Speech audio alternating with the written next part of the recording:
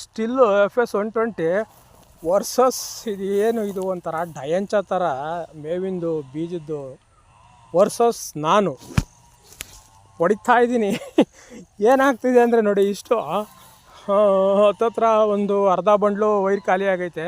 4 ಸಲ ಕಟ್ಟಾಯಿತು. ಇಲ್ಲಿಂದ ಇಷ್ಟು ಹೊಡೆಯೋದ್ರೊಳಗೆ ದಪ್ಪ ಇದೆ ಸಿಕ್ಕಾಬಟ್ಟೆ. ಆದರೂ ಹೊಡಿತಾ ಇದ್ದೀನಿ. ತುಂಬ ಟಾರ್ಚರ್ ಕೊಡ್ತಾಯಿತೆ ಕಡ್ಡಿ. ಇದು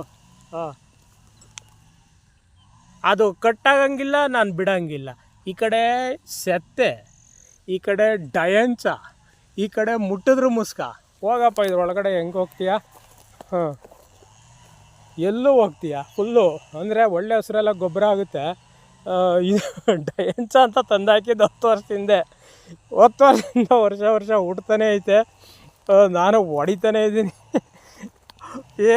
ಆ ಸ್ಟಿಲ್ಲು ವರ್ಸಸ್ ನಾನು ವರ್ಸಸ್ ಡಯಂಚ.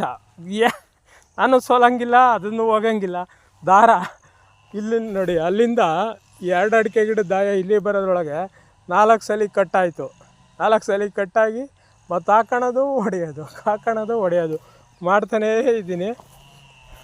ನೋಡಿ, ಸುಮಾರು ಎಲ್ಲಿವರೆಗೂ ಇದೆ ಅಂದರೆ 3 ಅಡಿ ಹೈಟ್ ಇದೆ. ರೋಡ್ ಓಡಿಸ್ಬೇಕಾಗಿತ್ತು, ಭೂಮಿ ಗಟ್ಟಿ ಆಗುತ್ತೆ ಅಂತ ರೋಡ್ ಓಡಿಸಿಲ್ಲ. ಸತ್ತೆ ಹೊಡೆಯೋಣ ಅಂತ ಬಂದು ಹಿಂಗಾಗ್ತಿದೆ.